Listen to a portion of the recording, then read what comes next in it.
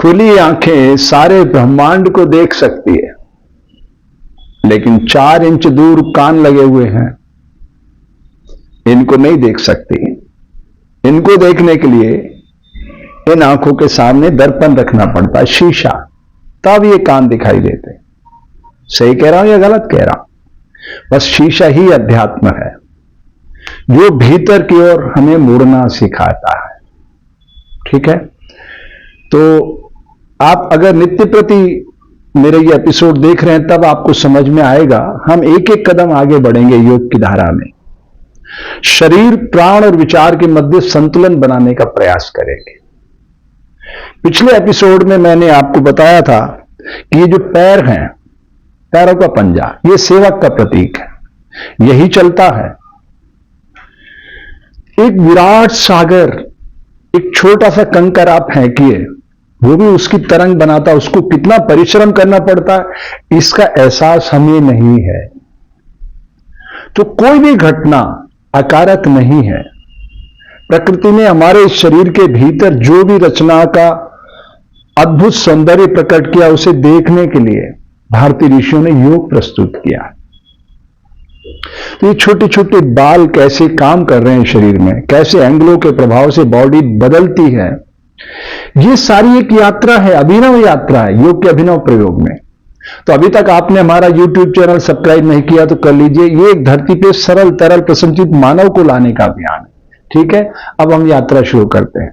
कल हम यहां पहुंचे तो इस तरह से, और हमने ऐसे हाथ जोड़ लिए। अब इन हाथों को हम दीवार तक लगाने की कोशिश करेंगे, लेकिन सूत्र याद रखिएगा, जब हम आगे झुकेंगे तो प्रश्वास यानी एक्सेल करेंगे, यानी शरीर को खाली करेंगे, और फिर धरती के आंचल को छू लेंगे, और जब पीछे जाएंगे तो श्वास भरते हुए पीछे की ओर लौटेंगे।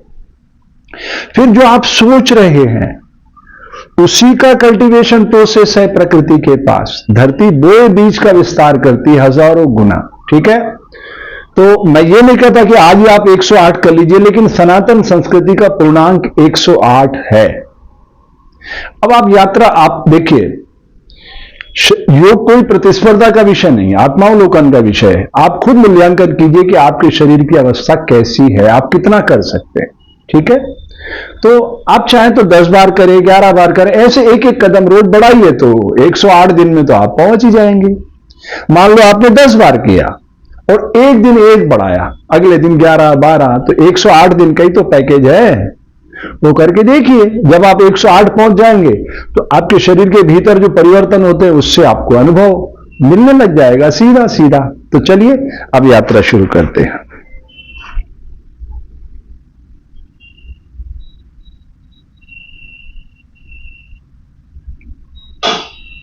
ये मैंने दोनों हाथ जोड़कर धरती मां को प्रणाम किया मन के भाव से।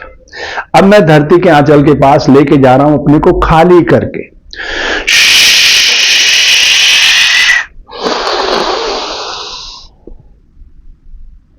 ये मैंने इस तरह से दीवार को हाथ टच किए। अभी बाद में धीरे धीरे हम एंगल के प्रभाव से और मोड़ना सीखेंगे। ठीक है, चलिए, ये इस तरह से हमें 108 करना है। प्रश्वास छोड़ के नीचे जाना, श्वास भरते हुए पीछे जाना। ठीक है, चलिए।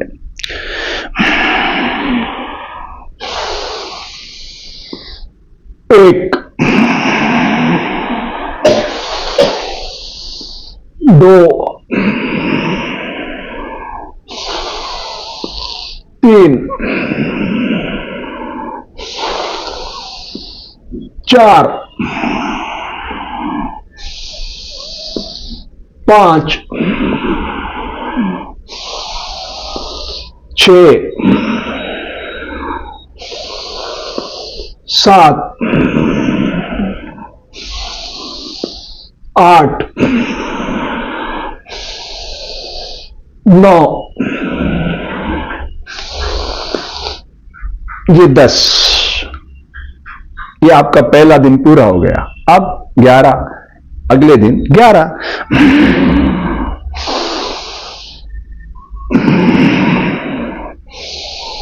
12, 13, 14, 15, 16, 17, 18, 19, 20, 21, 22, 23, 24, 25, 26, 27, 28, 29, 30, 31, 32। मुख में 32 दांत हैं। स्थूल शरीर मुख से आहार ग्रहण करता है। यहां तक आपकी पूरी स्वतंत्रता, जो मर्जी आए खाओ पियो, प्रकृति नहीं रोकेगी, बिल्कुल नहीं। लेकिन यहां से जैसे ही आप जाओगे, आपकी पल्स रेट 72 आ जाएगी। 72 पल्स रेट। अलग अलग केंद्रों पे ये सब समान चल रही है। इसके अलग अलग केंद्र हैं। जब हम 7 स्वरों की स्वर विज्ञान की बात करते हैं तो स और नी, सा रे गा मा पा धा नी, सा साकार नी निराकार, दोनों के मध्य संतुलन बनाता अध्यात्म। तो जो दर्पण की बात कही मैंने, वो अध्यात्म है। तो ये एक आध्यात्मिक यात्रा है। अब स्थूल से हम सूक्ष्म में जा रहे हैं। तो इसका जो अंक है वो है 72। तो हम कहां पे रुके थे? 32 पे। प्रश्वास खाली करके जाना, पूरा खाली करना है। फिर जो आप चाहते हो वो धरती के कोख में बोने का प्रयास करना, तभी वो कल्टीवेशन प्रोसेस में आएगी। ठीक है, चलिए आगे बढ़ते हैं। 33, 34, 35, 36, 37, 38, 39, 40, 41, 42, 43, 44, 45, 46, 47, 48, 49, 50, 51, 52, 53, 54, 55, 56, 57, 58, 59, 60, 61, 62, 63, 64, 65, 66, 67, 68, 69, 70,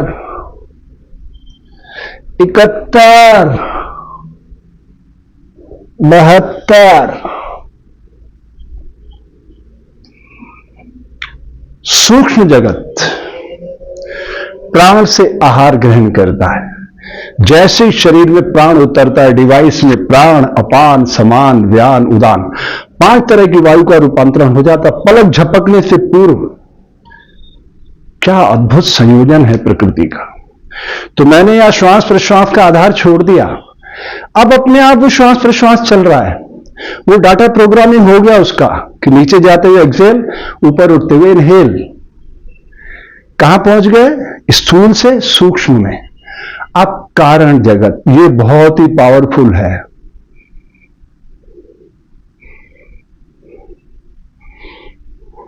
ये मैंने 10 बार किया। 10 द्वारों को कनेक्ट करने की जो पावर है वो इस वैक्यूम के पास है।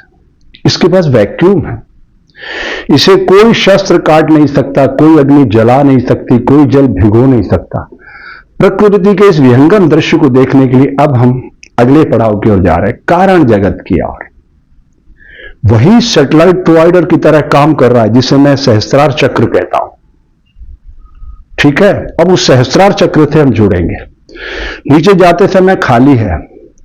पहले मैंने आपको वो ध्वनि सुनाई थी, मैं पूरा प्रश्वास खाली कर दिया।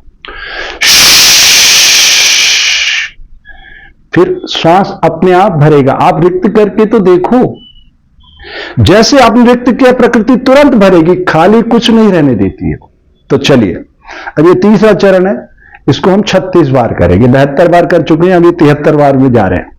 नीचे जाते समय प्रश्वास खाली होता है, ऊपर उठते समय श्वास लेना होता है। ठीक है, लेकिन यहां प्रकृति अपनी साइकिल खुद चला रही है। हम कारण जगत में पहुंच गए, वहां हमें कुछ नहीं करना, हमें उससे तादात्म्य स्थापित करना, समन्वय बनाना, उससे जुड़ना है। दिस इज योग। कारण जगत के साथ हमें बहना है। ठीक है, चलिए 73, 74, 75, 76, 77, 78,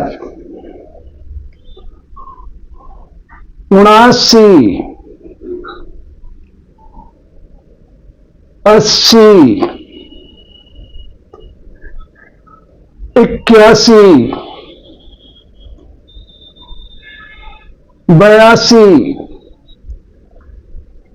83, 84, 85, 86, 87,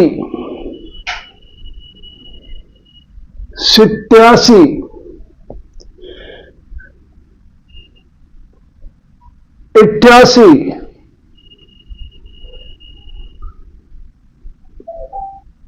90,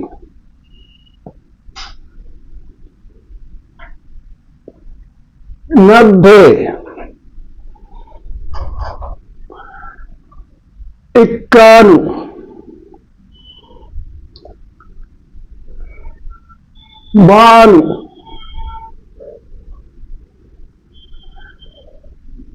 92,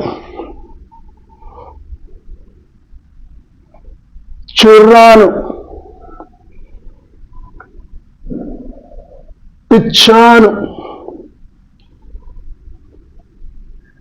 96, 97, 98, 99, ये 100। बच्चों की क्लास पूरी हुई, अब सनातन संस्कृति की क्लास शुरू होती है।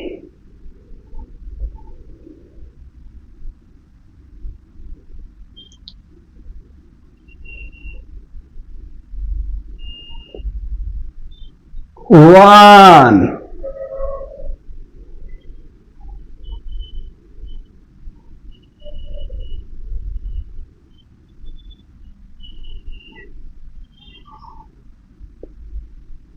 2,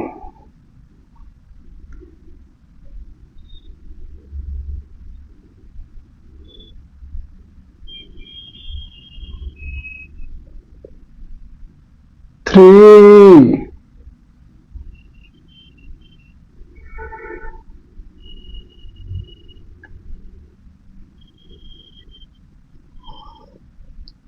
4,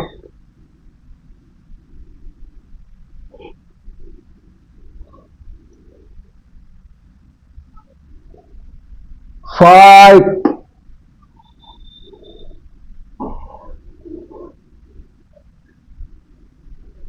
6,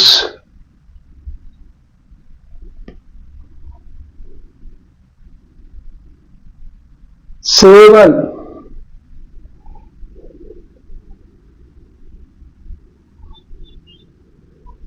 8।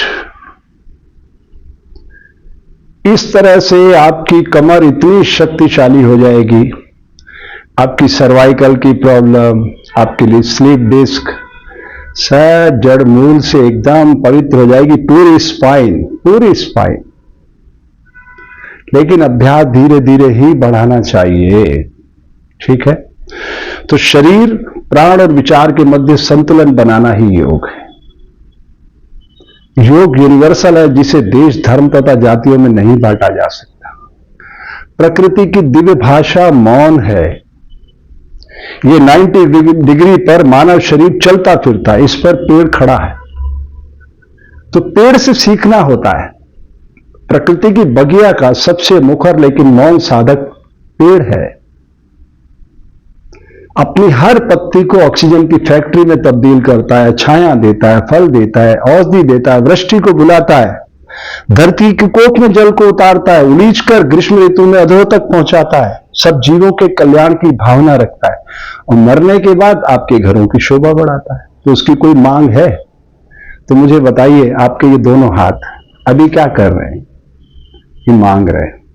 आप कितने छोटे हो गए, लेकिन जैसे इसका रूपांतरण हुआ, अब क्या कर रहे हैं? ये दे रहे हैं। तो देने वाला कितना विराट होता है।